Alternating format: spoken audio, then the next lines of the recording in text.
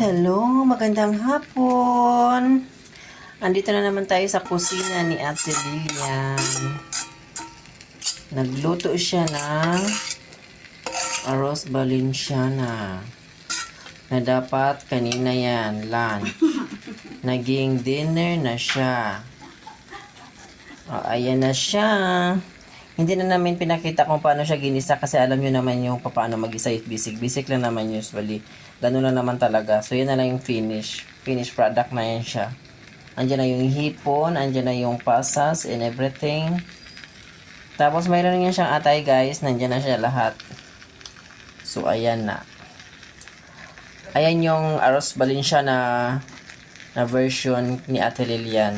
So, lahat naman ng nagluluto, iba-iba ng version. So, yan yung version niya. Itong lutong probinsya. Lutong, Negros. Ilonggo. Negros Occidental. Ay, nanalo ba ito sa sa Sinulog, taga Negros. Nanalo sa Sinulog. So, yan. Halo-halo. So, gusto niyo makita kung sino nagluluto, guys. Ayan, halo. So, mukhang masarap na siya kasi naamoy ko na siya. So, parang gusto ko na naman siya lantakan. Ang gusto ko lang naman dyan yung atay. Kasi mahilig ako sa atay.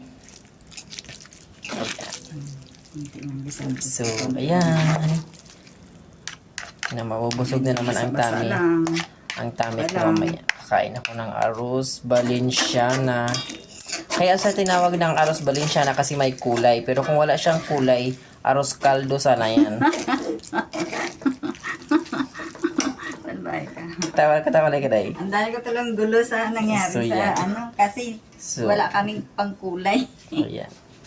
Walang pansyahog. So, ayos na yan. Alam ko naman na maraming magaling magluto ng arroz Valenciana pero yung kay Ate Lilian, para sa akin yan pinaka the best na luto. Kasi kailangan sabihin ko masarap kasi para magluto siya ulit. Ayan. Isa yan sa gusto ko matutunan kung paano siya lutuin. Mukhang mabilis lang siya lutuin pero ang hirap pala.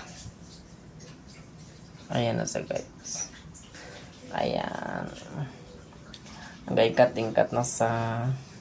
luto na ni? Pinatay mo na? Hindi pa, nakaano yan kasi para mag-perfect na So, ayan na guys. Ready to eat na siya para mamaya. So, yan na lang. Hanggang dito na lang tayo, babu.